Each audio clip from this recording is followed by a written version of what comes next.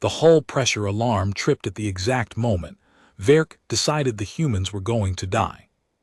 She gripped the cold handhold above her station and watched the ISF shallow grave shake itself down to its bones. Around her, the human crew moved in controlled, practiced silence, no shouted commands, no visible fear, as the stealth cruiser dove deeper into Sketh sovereignty space than any vessel with an active transponder had any right to be. The alarm cut off. Someone had muted it rather than fixed it. Varek filed that detail away alongside everything else she'd noticed in the 7 hours since launch. The frayed seal on the secondary airlock, the coffee ring someone had burned into the tactical console, the hand-painted numeral 3 on the captain's seat that nobody had bothered to explain. The humans, Varek had concluded, were extremely comfortable operating on the edge of catastrophe. That should have reassured her. It did not. Sketh sovereignty detection fields didn't work the way most species assumed. Varek knew this because she had studied the Sketh for 3 years before defecting, and the Sketh were not subtle adversaries. They simply had different physics. Their perceptual grid projected false signatures, ghost contacts, layered sensor echoes, positional ambiguities dense enough to make a fleet of 3 look like a fleet of 30. Every non-Sketh navigator who entered their space saw the phantoms and tried to navigate around them. That was the trap. You couldn't navigate around a grid that covered everything. You moved, you triggered a cascade of false readings that mapped your exact position with pinpoint accuracy.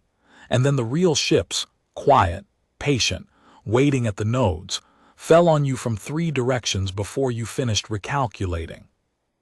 Varek had briefed this to the ISF Admiral herself. She had been very clear. Going in was suicide without intimate knowledge of Sketh signal architecture. 3 sovereignty navies had tried. None had returned with anything useful, and 2 hadn't returned at all. The ISF's response had been to assign her to the shallow grave and introduce her to its commanding officer. Lieutenant Commander Mara Solis was 24 years old.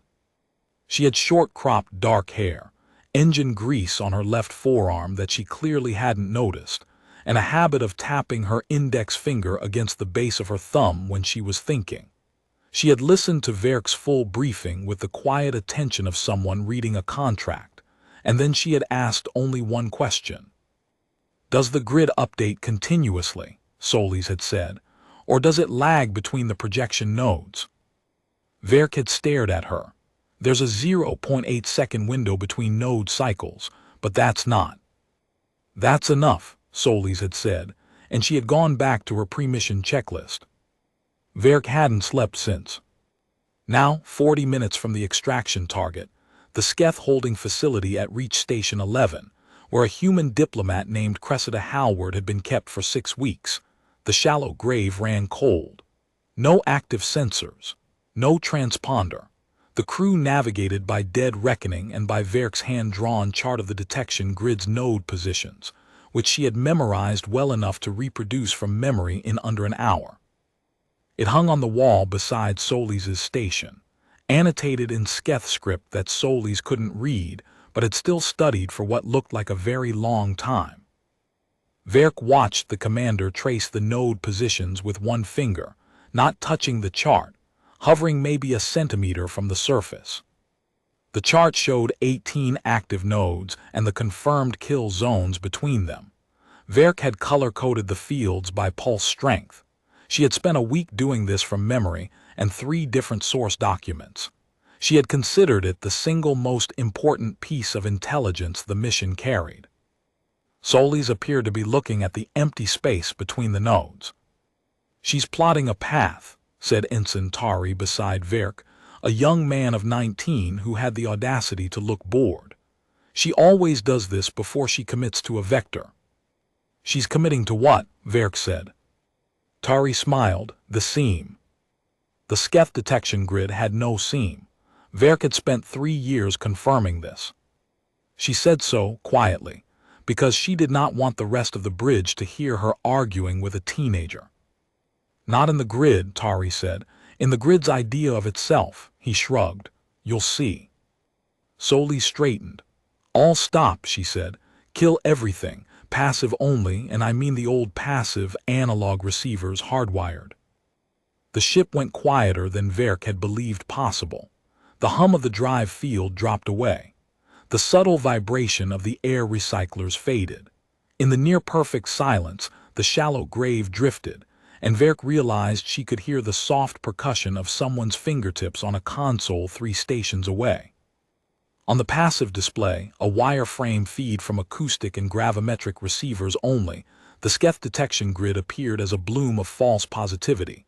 Ghost ships everywhere. 17 apparent contacts moving in overlapping vectors. Varek's eye tracked the pattern, looking for the real nodes, finding them by elimination the way she'd been trained. There and there and there. The true emitters. Stationary, pulsing at their 0.8-second cycle. Solis was watching something different. There, the commander said quietly, pointing at a gap in the false contact overlay that Varek would have called nothing at all. The node at bearing 274 overcounts. It adds phantom mass on the far edge of the cycle to compensate for an echo off the gas band.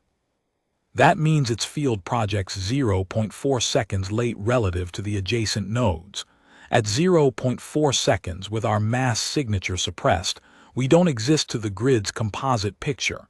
We're below the threshold. She tapped her finger against her thumb twice. We're going through the middle. Through the middle, Varek repeated. The grid is looking for something it thinks is at the edges, Solis said. It's created a shadow of itself at the center. We fit in the shadow. Varek's training screamed that this was wrong. The Sketh detection architecture was not built by amateurs. 3 sovereignty navies had failed to penetrate it with orders of magnitude more planning than this.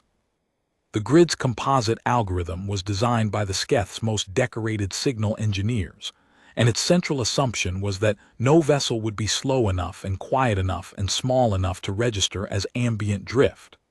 The shallow grave was all 3 of those things, by design, and Varek had known that going in, but she had still assumed the middle was impenetrable, because the Sketh would never leave a gap in the architecture of something this important. She looked at the node at 274. She ran the math. The echo off the gas band was real. The phase lag was real. She also could not find a mathematical flaw in what Solis had just described. If you're wrong, Varek said carefully, we die. Yes, Solis said. She did not seem bothered. Ready to commit. Every measured instinct Varek possessed told her to push back, to insist on a second analysis, to demand time. She had defected from the Sketh sovereignty for reasons that still woke her in the night.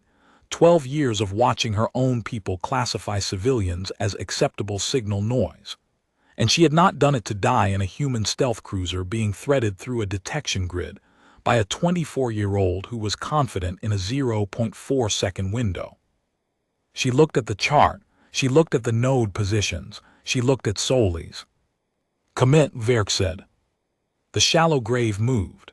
No drive field, pure momentum from the last course correction, bleeding velocity slowly, slipping forward at a drift rate that the Sketh grid would read as debris scatter. Varek tracked the node cycle on the passive display, counting silently. 1 full cycle, 0.8 seconds. The adjacent nodes fired. The gap node at 274 fired late, just as Solis had predicted, and for 0.4 seconds the composite picture developed a hole. The shallow grave was in the hole. The next node cycle fired, the gap closed, the shallow grave was through. Nobody on the bridge made a sound. Tari was looking at Varek with a small, quiet smile that contained no smugness whatsoever. That somehow made it worse. Reach Station 11, resolved on the passive display 12 minutes later. A Sketh administrative facility built into the shell of a captured refueling platform, orbiting a brown dwarf at a distance that made rescue from outside the grid essentially impossible. Solis studied it for 40 seconds without comment, then pulled up Varek's intelligence briefing on the facility's docking configuration. Cell block is on the inner ring, Varek said. Access from the secondary docking collar. The Sketh keep 2 patrol craft in permanent berth, standard sovereign class, lightly armed. Guards rotate every 4 hours. We have approximately 90 minutes before the next rotation. Good enough, Soli said. She turned. Varek, you're on point for the dock approach. You know the approach codes. Varek had not expected to leave the bridge. That puts me outside the hull. It puts you at the docking interface where your codes work and mine don't, Soli said. There was nothing unkind in her voice. She was simply describing a logistical fact. I'll be right behind you. The rest of the team covers the corridor. Varek absorbed this. She had spent 3 years learning to distrust the easy calculation, the Sketh doctrine of acceptable losses, of outcomes optimized for the aggregate that quietly erased the individual. Soli's was asking her to walk into the station she'd spent years fearing, using credentials that would flag the moment anyone ran a verification deeper than first pass. And she was doing it by placing Varek in front, ahead of everyone, in the most exposed position in the entire approach sequence. Not as bait as the key, there was a difference. How long do I have on the approach codes before a secondary check triggers? Varek asked. Your estimate, Soli said. 40 seconds. Maybe 50. Then we have 40 seconds, Soli said. More than enough. She said it the way someone stated a physical law, not bravado, certainty. The same tone she'd used for the 0.4-second gap. Varek had no idea how to quantify the difference between confidence and recklessness in a human, and she was beginning to suspect the humans themselves found the distinction academic. The docking approach took 6 minutes. Varek fed the approach codes with her hands steady through an act of, well, she'd been practicing since the mission briefed. The first pass check cleared. The docking collar extended. The shallow grave kissed the station with barely a sound. 41 seconds. The team moved fast and quiet. Soli's never raised her voice. The corridor to the cell block was shorter than Varek's intelligence had suggested. The facility had been reconfigured after her last update, and for 3 horrible seconds, Varek recalculated every assumption she'd made while Soli simply waited, watching her face. When Varek pointed left instead of right, Soli's went left without question. Cressida Howard was in the 3rd cell on the secondary tier. She was thin and wearing a Sketh administrative jumpsuit 2 sizes too large, and she looked at Soli's and then at Varek with an expression that said she was not yet certain this was real. We're ISF, Soli said. Can you walk? Yes, Howard said. Good, stay between us. The return took 9 minutes. 2 Sketh guards encountered in the corridor responded to the approach codes Varek broadcast from the collar's secondary transmitter. Standard administrative authority signal, nothing that should draw attention. They stepped aside. The second one tracked Varek with his eyes for a moment longer than comfort allowed, and Varek kept walking because Soli's had not stopped, and she was not going to be the one who broke the line. The shallow grave undocked cleanly. The first Sketh patrol response scrambled 4 minutes later, 12 minutes earlier than the rotation change should have allowed. Someone had noticed something. The secondary check had eventually triggered, or the corridor guards had reported. It didn't matter.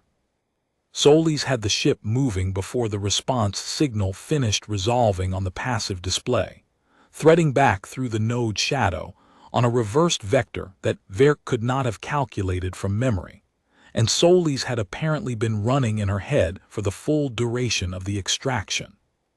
Behind them, 3 Sketh battle groups surged into formation around the facility's outer perimeter, sealing off every approach vector in a cordon that would have been airtight, and was, in fact, airtight for any vessel that was still inside the grid. The shallow grave was already outside. Varek stood in the corridor outside the bridge for a full minute after the drive field came back up, listening to the crew around her shift back into normal operational tempo. Someone made coffee.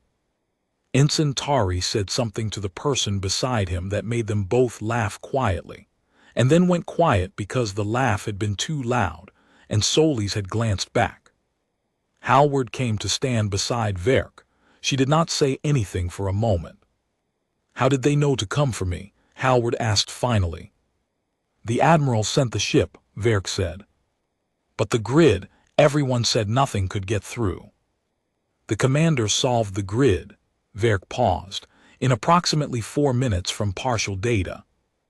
Hallward absorbed this. "You didn't think she could?" "I thought she would try," Varek said carefully. "I did not think she would be right." Hallward looked through the hatch at Solis, who was reviewing the reverse egress data with the same quiet focus she'd given everything else. The young commander wasn't celebrating. She wasn't relieved.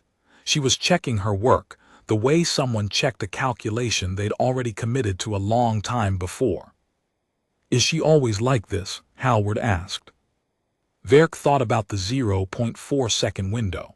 She thought about the 41 seconds on the approach codes. She thought about the reversed vector that Solis had been running in her head for the entire extraction, ready the moment it was needed. "I don't have enough data," Varek said, "but I think so." From the bridge, Solis's voice carried back through the open hatch. "ETA to the boundary is 6 hours. Varek, when you have a minute, I want to walk through what you saw in the node cycle data. There were 3 other timing variances I noticed. I want your assessment on whether they're consistent or anomalous." Varek looked at the corridor wall for a moment. Then she stepped through the hatch and took the empty station beside the commander, and she began. The shallow grave ran on, cold and quiet and certain through the dark.